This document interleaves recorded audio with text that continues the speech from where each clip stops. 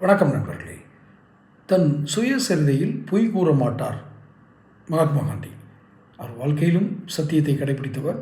அதுவும் சுயசரிதையில் எதையும் மறைக்காமல் தன்னுடைய சுயசரிதை வாழ்க்கை வரலாறு புத்தகத்தை எழுதினார் என்பதால் அவர் கூறிய பல கருத்துக்களை நாம் கூர்ந்து கவனிக்கிறோம். அந்த வகையில் அவர் இயேசு குறித்து என்ன கூறினார் என்பதை போன பதிவில் சொல்லியிருந்தேன். இப்போ இந்த பதிவில் பகவத்கீதையை பற்றி அவர் என்ன சொல்கிறார்.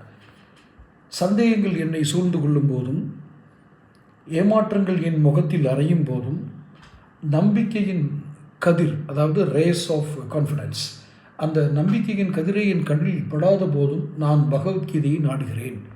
அப்போ இதெல்லாம் இல்லாத போதும் நான் பகவத்கீதை நாடுறேன்னா அதுலேருந்து ஏதோ ஒரு ரிலீஃப் கிடைக்கிது. இந்த மாதிரி சமயங்களில் தனக்கு ஆறுதல் தரும் ஒரு சுலோகத்தை கீதையில் கண்டவுடன் பெரும் துயரத்திலும் தன்னால் புன்னகைக்க முடியும் அப்படின்னு மகாத்மாதி சொல்கிறார்.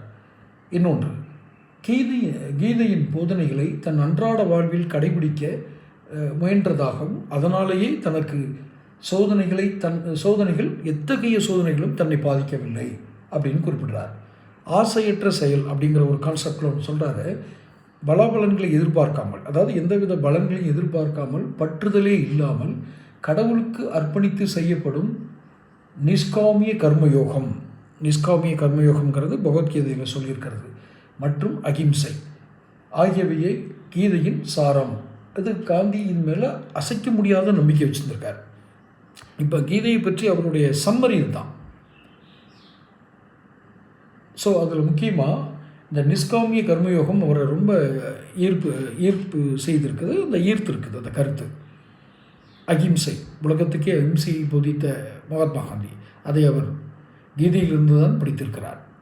தொடர்ந்து பேசுவோம். இதை பற்றி உங்களுடைய கருத்துக்களை கமெண்ட் பாக்ஸில் பதிவிடுங்க. இப்போ நான் காந்தியன் தாட்ஸில் நான் சொன்ன கருத்துக்களை தொடர்ந்து உரையாடுவதற்கு சேனல் சப்ஸ்கிரைப் பண்ணிக்கோங்க. நன்றி.